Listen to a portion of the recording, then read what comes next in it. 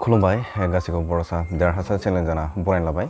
दिनै भिडिअनि गेजेरजों नोंथांमोनजों आं सावरायगोन नैबे थामथि खोन्दोनि जे बन्द' बे बन्द' होनायनि सोमोन्दै नोंथांमोनजों सावरायगोन। मैया आं मोनसे भिडिअस नोंथांमोननो होदोंमोन, नाथाय बेवहाय फुल डिटेल्स थामहिनबा बे लकडाउननि खायसेखौ एसे गालांनाय जादोंमोन। बेनिखायनो आं दिनै फिन भिडिअ बानायफिननाय जादों। थ' नोंथांमोननो आङो दिनै भिडिअनि गेजेरजों नैबे थामथि खोन्दोनि जे लकडाउन, बे लकडाउननि खायसे डिटेल्सखौ होनो नागिरदों। नोंथांमोना मोनथिखाबाय निउसनि गेजेरजों नैबे दिनैनि खोन्दोनि जे लकडाउन, बे लकडाउना जोब्बाय आरो गाबोननिफ्राय थामथि खोन्दोनि जे लकडाउन, बे लकडाउनखौ सेन्ट्रेल गभर्नमेन्टआ फोस्रावबाय। दा बेवहाय गासै 14 दिननि थाखाय बे लकडाउना जागोन।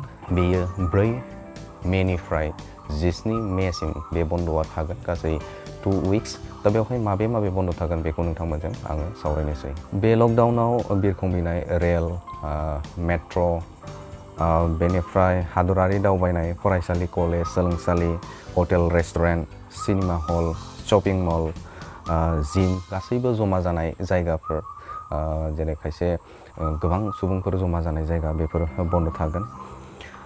मोनानि 7 रिंगानिफ्राय 7 रिंगासिम, मोनाबिलि 7 रिंगानिफ्राय फुंनि 7 रिंगासिम कारफिउ थागोन। आरो आसामाव मैया हेमन्त बिश्व शर्माया फोरमायदों दि 6 रिंगानिफ्राय 6 रिंगासिम 6 to 6 मोनानि 6टानिफ्राय फुंनि 6टासिम नैबे कारफिउखौ होगोन होननानै बिथाङा फोरमायदों।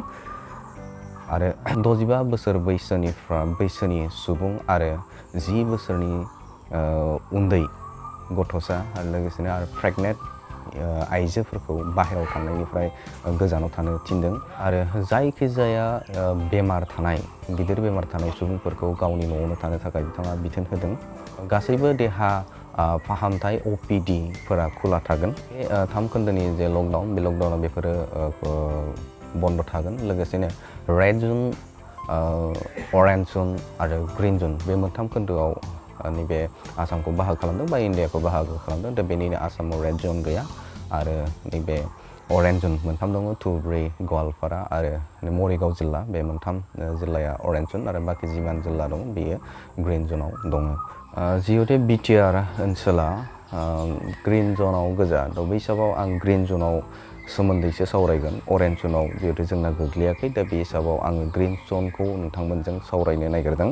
बेवहाय बास गारि खारगोन आरो बास गारियाव हमना ला बेवहाय 100% जानाय नङा, माने पेसेन्जार गाखोनो हानाय अनलि 50%। जेनेबा हमना ला गंसे गारियाव 50 जन गाखोयो, बे 50 जनाव नोङो 25 जन नोंथाङा बेवहाय गाखोनानै ट्रेभेल खालामनो हागोन। गासैबो माल बोग्रा गारिफोरा बेवहाय खुलानि थागोन, जायखिजाया मोनसे मुवा बेसाद लांग्रा बे गारिफोरा खुला थागोन। सासे सुबुं थानाय बा सासे नोङो गारि जेरै टेक्सिफोर, बे टेक्सिफोराव नों सासेल' ट्रेभेल लानानै नोंथाङा दावबायनो हागोन। गोनांथिथार खामानिनि थाखाय बे जिल्लानिफ्राय बै जिल्लासिम नोंथाङा गनायथि लानानै दावबायनो हागोन। खबनै गारियाव सानै ट्रेभेल खालामनो नैबे जनाव हागोन। थांनाय समाव बेवहाय बाइकफोराव सासेल' गाखोनो हायोमोन, नाथाय नैबे गोनांथि जानाय, बे गोनांथिथारबासो इम्परटेन्टथारबासो नोंथाङा बाहेरायाव थांनो हागोन, सानै गाखोनो हागोन, बेवहाय ट्रेभेलिं खालामनो हागोन। 4 साखानि गारि, बे साखानि गारियाव नोंथाङा सानै पेसेन्जार उनाव लानानै नोंथाङा दावबायनो हागोन। स्पेसियेलि इक'नमिक जनआव कल कारखानाफोरा बेवहाय खुला थागोन। जाय डे टु डे लाइफआव गोनांथि जानाय मुवाफोरनि दखान, बे गलाफोरा खुला थागोन। मेडिकेल आरो मेडिकेलनि किट्स बानायग्रा कारखाना, बैफोरो खुला थागोन।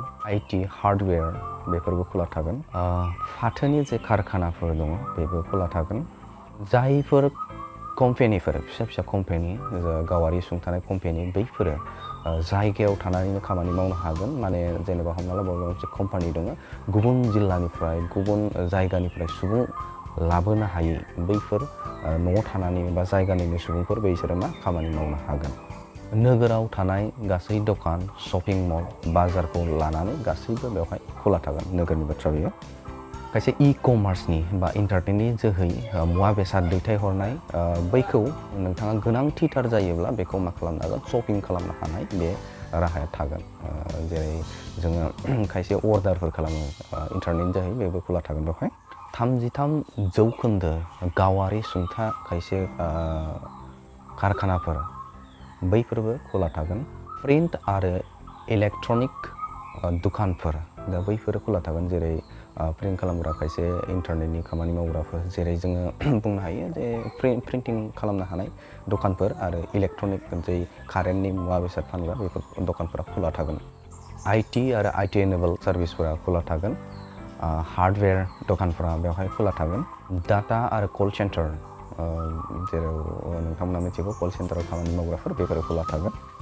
बेवहाय लास्टआव मख'बावदों जे थान्दा बरफनि जे खालामनाय जेरै कल्ड ड्रिंकफोर बेफोरबो खुला थागोन होननानै बे थामथि खोन्दोनि लकडाउन होनायाव बेखौ खायसे जारि खालामदों।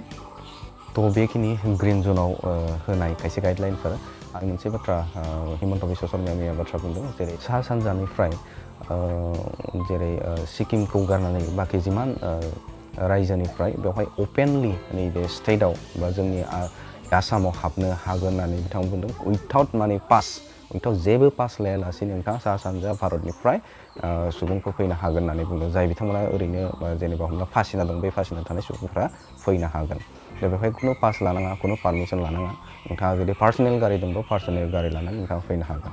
नाथाय बेवहाय फोरमायदों मा जुदि बे जायगानिफ्राय थाङोब्लासो पास लानांगोन होननानै बिथाङा फोरमायदों।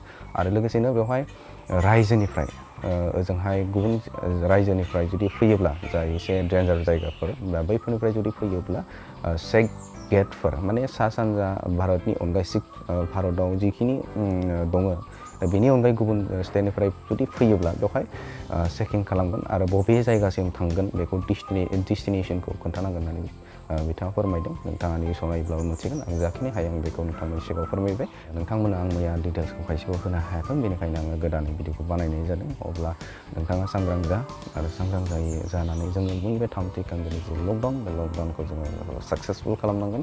बेवहाय ग्रिन जन होननानै जानला मानला बेरायोब्लाबो जोंनि थाखाय जोबोद माने गिख्रंथाव बेराम। मोनसे पस्ट होदोंमोन उरखाव गोरा ब्रह्म सारा दा बेवहाय फोरमायदों मा नैबे चाइनानि जाखिनि साइन्टिस्टफोर एसे रिसार्च सेन्टारफोराव खामानि मावग्राफोर बिथांमोना फोरमायदों मा बे बेरामा जुदि खनसे जायोब्ला बेयो माने एबा जाबाय बेनि उनाव माने बोसोरे खेबसे माबेबा मोनसे समाव बेनि बेरामा ओंखारबाय थानो हागौ होननानै बिथाङा फोरमायदों। दा बेयो जोबनो गैयै बेराम होननानै बिथाङा फोरमायदों। थ' बे हिसाबाव गिख्रंथाव मोनसे बेराम बे बुंदोंसो नाथाय माबाया जेनेबा चाइनानि साइन्टिस्टफोरा बुंनायसो बाथ्रा बे नाथाय बे बेसेबां सैथो बेखौ बुंनो हाया समासो दिन्थिगोन। थ' बेनिखायनो जों बेनिफ्राय सांग्रां जानांगोन आरो ससियेल डिस्टेन्सखौ नोङो मेनटेन खालामनांगोन। सोरबा पुलिसासो होदों बा बन्द होदों होननानै नोङो गामियाव पुलिस फैबाल' खारनाय आरो नेबा नांथारा बिदिखौ नोंथांमोना गार। थ' बेखौनो आं खावलायगोन गासैबो ससियेल डिस्टेन्सखौ मेनटेन खालाम मास्कखौ मोजाङै गान आरो आखाइफोरखौ मोजां सु दा बेनो मोनसे वे होननानै बुंदों। थ' बे हिसाबाव जोङो बैफोरखौ कन्ट्रल खालामनो थाखाय ब्रेक खालामनो थाखाय एटलिस्ट जेब्लासिम जों बैखौ हिउमेन चेनखौ ब्रेक खालामनो हाया बे बेरामा थाबाय थागोन। दा बेनिखायनो आं खावलायगोन नोंथांमोना न'आवनो था आरो बेखौ ब्रेक खालामनो थाखाय गासैबो नाजा। थ' भिडिअ बेखिनियानोसै नोंथांमोना आंनि भिडिअखौ मोजां मोनोब्ला शेयार खालाम आरो लोगोसेनो जाय बिथांमोना गोदान बिथांमोनखौ आंनि चेनेलखौ साबस्क्राइब खालामनो थाखाय गुरुखौ लाबाय।